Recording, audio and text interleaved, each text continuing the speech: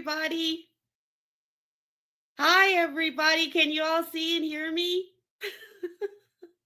Hello, everyone. Good afternoon. Happy first day of summer. Happy summer solstice.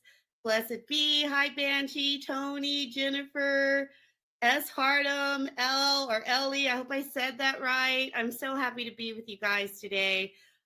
I'm here in Denver, Colorado. So today we have a bright, sunny blue sky. Yesterday for the summer solstice, oh my gosh, the skies opened up. We had white lightning and hail in some places. I guess it hailed at Red Rocks for a concert and all that stuff. So anyway, we're happy to be here. We're in summer official, and I'm really happy to talk to you guys about how music can enhance your magical practice. So, I'm the author, the multi award winning author of Good Juju, Mojo's Rites and Practices for the Magical Soul. And now my second book that's out, Powerful Juju, Goddesses, Music, and Magic for Comfort, Guidance, and Protection. And one of the things that I am super stoked about when I wrote Powerful Juju, Goddesses, Music, and Magic for Comfort, Guidance, and Protection is that I created a playlist to go with my chapters. So there are 12 goddesses in Powerful Juju, and I say them by name every morning, and they are Lilith, Frida Kahlo, Mama Marie, Maman Brigitte, Sekhmet, Tituba, Thulis Minerva, Nina Simone, Nancy Wilson, the jazz singer from Columbus, from Chillicothe, Ohio, Abundancia, Sybil Leek, and Doreen Valiente. And for each of the chapters that I wrote, for each of these 12 goddesses, I picked a song that I just love to groove with. And also, I'm giving a shout out right now that if you're going to be in the Atlanta area, I will be teaching at the Mystic South Conference. And one of the classes I'm teaching is called Groove with Me, because I just feel music is so important to our magical practice. And so what I did was, when I was writing the chapter for each of these goddesses that I chose, thank you, Shannon, I dove into a song, a music that really filled my soul. And so, I'm pagan from old days. I've been to many pagan festivals and events and conferences, and they're super great, and I love them. But however, I like all kinds of music. I love all kinds of genres of music. And while I do love, more of some of the ethereal and the songs that you chant to, that maybe you might think of, oh, okay, this is ritual music. I like to get my groove on. I'm old school. I like R&B, I like classical, I like pop, I like rhythm and blues music. And so when I was writing Powerful Juju, I thought to myself, one, people are always asking me, how can we touch more deeply with you, Najah, in your writing practice and what you do? And so I thought, well, it'd be really cool to make this Powerful Juju playlist. And so the playlist is actually on YouTube under Powerful Juju. So you can go out and you can download the playlist, or you can just listen to the playlist. And the songs that I chose for my book and for the playlist are outstanding. One of the first ones is Couldn't Stand the Weather by Stevie Ray Vaughan, which is just awesome. And with the thunder and lightning last night, I was like, oh my gosh, this is great. And then I have Missionary Man by the Eurythmics for the goddess Lilith. So, I was born an original sinner. I was born from original sin. I just love it. When the Eurythmics, when Annie Lennox sings that song, and I just thought it was great to go with Missionary Man, and for the goddess Lilith, who would not conform. She was just like, oh, hell no. So I thought that was a great, piece of music for that. And then for Frida Kahlo, who's the goddess for me that I chose for triumph and overcoming, because if you know anything about Frida Kahlo, which, I called her a goddess, she suffered tremendously in her lifetime, but she overcame. And so I chose Sade's Keep Looking. Oh, and I just love Sade. That bass, that pumping makes me like look at Frida and think about her and telling me to keep looking and keep going. Then, let's see. And then I have one song which really sends me, which I like to call root music, that I didn't really put with a goddess, but it is in one of my chapters, and that's Darlin' Corey by Amethyst Kia. And it's just banjo, her playing a banjo and singing her heart out about burying stuff in a graveyard. We got to lay Darlin' Corey down. Thank you, Becca.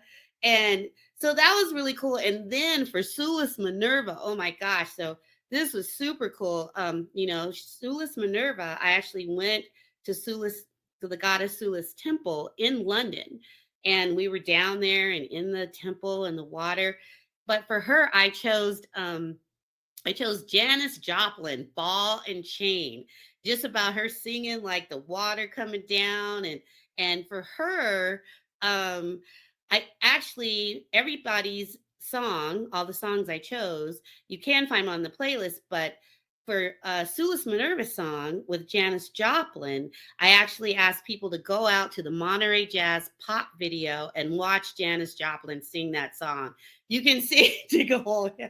You can see Mama Cass was Janis Joplin's first performance at the Monterey Jazz Pop Festival, and people are just like, "What is that?" So I was just like, "Oh, this is such great music for the goddesses and for the power of the divine feminine." And so I thought that just these songs alone could enhance your magical practice. So you can just listen to music and not do anything, because music is powerful, music is transformative. And we may not, vibe with everybody's band. I'm not going to say, "Oh, yeah, I love, such and such," because that might not be my vibe. But I do understand, we understand why music is so powerful for people and how music can be transforming. And, lyrics, when you read the lyrics to songs, as a writer, I know how powerful words can be. And you put a melody to that, and you're already in a magical space. So when I wrote Powerful Juju, I kind of, wanted to do like a three-way, kind of like a guidebook. Like, you can just listen to the songs in Powerful Juju. You can go out to YouTube and just listen to them. I listen to my playlist, when I'm feeling down or when I'm happy or I'm trying to get over, or, I have a song for Nina Simone. And most people would have thought, "Oh, I would have chosen I Put a Spell on You," because that's one of Nina Simone's best. No, I chose It's a New Day, for the new beginnings. Oh, we're in the new moon. We're in the waxing cycle. It's now the new moon. So you could listen to Nina Simone's song for the Powerful Juju playlist. Just that would be a way you could celebrate the power of the new moon, the new season, the new beginnings. And you really, really have to do anything. But if you wanted to go further, you could read the chapter that I wrote about Nina Simone, and I call her a goddess. And, you can read that. You can read the history of her life that I wrote about. And then you could do ritual. And I wrote rituals to how to use that song and work with the passion and the history of Nina Simone. And then for each goddess in my book, I also wrote about how to create a sacred space for them. So you could have just a sacred space. So, that's just one way that you can get into how music can enhance your magical practice. And one of the things that I want to give you an anecdote that happened to me recently that just really showed how powerful and beautiful music is. And I was so touched. So recently I was traveling, and, we were boarding the plane. Hi, Kat. Hi, Runa. Hi, Earl. Hi, Denota Trance. Yes. I hope I said your name right. Feeling good. Yes. Yes. Okay. Oh, what was I saying? Oh, yeah. About me traveling. So I got on the plane, I got in my seat, and there was some commotion going on with, people like sitting in their right seat in their rows. And there was this young man, and he was like, "Well, we usually like sit together and stuff." And I was like, "Okay." So I was just sitting a few rows back and trying to figure out what was going on. And then all of a sudden I could see this big, like, container or something. It was white, and it looked like a large case for a musical instrument. Well, it turns out this guy had brought his cello on the plane, and it was in this beautiful creamy white and black case. And he he had bought a seat for his cello. Well, somehow, with all the boarding, they had oversold the flight and all that kind of crap, whatever. He and his cello got separated, and they were trying to put he and his cello in the same row. And so some people were very kind and they switched around with him. Well, it ended up that he was actually supposed to sit in my row and his cello was supposed to be with him. So I got up and he came and he sat down and he was like, "Do you mind if I sit in the middle seat?" And I said, "No, absolutely not. That's fine." And so he said, then he's like, "Well, I need to bring my cello." So I was like, "Okay." So he brought his cello into the row and then he strapped his cello in and he sat in the middle seat. And then I was sitting on the aisle. So he was like, finally, he sat down and he was like, "Okay." And I'm like, "Yeah, that was a pretty like intense thing there for a moment." He's like, "Yes, we usually, always sit together." And I just loved how he was talking about his cello. So then, I didn't want to bug him too much, because when you're on a plane, you want to bug your roommates too much. But then I said, "So, are you in an orchestra?" And he said, "I'm with the Colorado Symphony." And I went, "Oh my gosh, I got chills." And he said, "Yes, I'm traveling. I'm going to play some concerts." And so I was like, "Wow, that's really cool." And then I just left it at that. And I always carry my headphones on the plane. I listen to music. I listen to my own playlist on the plane. And so then, as the plane took off and everybody got settled, I looked up, well, not up, but I looked over to my left, and here this guy was asleep on his cello. Now, I know it's the age of taking pictures of everybody and sharing everything that you see, but I didn't want to do that. I just put that in my mind and I thought, how beautiful was that? That he was curled up on his cello, sleeping. And that's how important his instrument was to him, that he had to keep it with him, he had to protect it. And I just got such a thrill knowing that I was sitting next to musician who plays in the Colorado Symphony. And, maybe I'll go to the symphony and I'll see this guy, on the orchestra stage. And I might be able to say, "Hi, remember me? I was sitting next to you on the flight." But what that meant to me was how important music can be for our lives and for our practices. Yes, he's a musician, but we are also magical practitioners and we tune into the spiritual vibe of magic. The seasons, we're now in summer.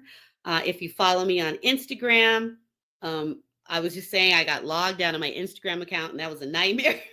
But I'm back in. And so when I made my first post, which was yesterday, I put up a picture of a beautiful hanging pentagram that I have, and I chose war. Now it's summer for my song, and because it's like, oh, it's summer, and here's the war music and the pentagram, and I made it in. And I just thought that it was great that now you can choose music when you make your posts. But as practitioners, feel free to experiment with different kinds of music. When I first started out, I loved all like the Celtic stuff. I was a big fan of Celtic women. I loved all those things and all like the song or the soundtrack from Lord of the Rings. Oh gosh, I just loved all that. And then one of my favorite songs, during the Halloween time is Bach Fugue with the great organ, how that plays and everything. And I just thought, well, wouldn't it be cool if you gave yourself permission to you know, add this music to your practice and your rituals? And then on the other side, I'm a huge lover of funk and rock and roll. I mean, going back old school, I love the Gap Band and War and oh, don't get me started on James Brown and all that kind of stuff. And I was like, well, why can't this be part of our ritual? Music is so vast. And then sometimes when I'm writing, which people may be surprised to find out, I listen to classical music and I'm learning a lot about classical music. I love our local classical music station where they tell you stuff about the music. And so I'm learning things about classical music, and I love hearing about the composers and their lives, and their struggles, and all of that is magical. So I encourage you to like step out of your comfort zone with what you think your ritual magical music should be. And try to add some of your favorite songs that make you feel good, or artists or things that make you get up and dance and move around, and use that for your opening music, or play it during your ritual, or use that for your closing song. And try to just allow yourself to embrace the power of music and magic, because it is all magical. And there are some songs, you hear the melody right away, it makes you sad. Sometimes if I'm feeling sad and I hear something, I'm like, ooh, I don't think I want to listen to that. That's making me really sad. I think I'll turn that off. But then sometimes if I am really sad, I'm like, okay, I want to cry. And one of the songs that always makes me cry, that's in my book, is Nancy Wilson's Guess Who I Saw Today. Oh my gosh. That song, I'm just like bawling. Oh, thank you, Lana. I loved meeting you too. So I see like we have been running. It's at 18 minutes. So I'd love to open it up for questions. If anybody wants to ask me something, I'm seeing stuff in the chat over here. Uh, so if anybody's got something they want to say, let's see. When I was painting my Egyptian queens, I put on the Mummy soundtrack. Oh, how cool, for Phantom of the Opera. Oh, that must have been great to be painting to that soundtrack. That's awesome. What is this? Shook me all night long. AC/DC. Oh my gosh. At the end of your DJ gigs. That's awesome. So then what? Like you could burn candles? Well, I okay, I know we can't burn candles everywhere, but I love the battery operated candles and the LED candles now.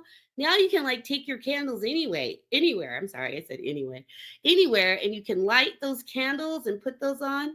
Was there any special, hi Nancy, any special guidelines on how you chose the music? Yes. So I thought about the goddess. I thought about the condition. Like, was I looking for healing or comfort? Was I trying to like be powerful like Lilith, and I needed something that made me feel powerful? Did I just want to chill out and sit back and relax? And oh, there's a beautiful song that I chose for oh my gosh, what, for Tituba. Oh, beautiful Tituba by Esperanza Spalding, called Precious. And she talks about, I'm not going to apologize for being who I am, what I am. This is who I am. And I don't have to apologize to you. And if you've never heard of Esperanza Spalding, you should go out and look her up. You can just go to the Powerful Juju playlist and listen to the song Precious by Esperanza Spalding. And she plays a big bass as well. So I loved that song, and that was really calming, and I love that. And and then also for Doreen Valiente's chapter, if you're familiar with her, I chose Adele's song. Oh, what? Chasing Pavements. Oh my gosh. Oh, Esperanza Spalding. That's great. Yeah, I chose Adele's Chasing Pavements, but not like the real polished version. So if you look at that and you read the chapter, I chose when she first recorded it, and it's all in black and white, and it's so raw and powerful. And I felt like that was powerful for Doreen Valiente's chapter, because as magical people, you don't know what the hell you're doing sometimes. You're just like, what the hell? Why am I doing this? Oh, Nancy, for Sybil Leek, I chose Cyndi Lauper, Time After Time, because, Sybil Leek was a powerful medium. And I just thought that Cyndi Lauper's Time After Time, that Sybil Leek is always kind of still out there in the ether. She was a really powerful trance medium. And I love that trancy vibe of Time After Time. And another reason why I love Time After Time is, well, I'm a huge movie fan of, what do you call it, a movie file or whatever. But has anybody ever seen the movie Strictly Ballroom? Oh my gosh, it's such an artsy film that came out like in the late 90s. And there's scene in there where they play time after time in the movie Strictly Ballroom, and it's so ethereal and so magical. And I just thought that that would be a really good song for Sybil Leek. So that's the one I picked for her. Do I ever use music in divination, turning on the radio? Well, of course. Like who doesn't?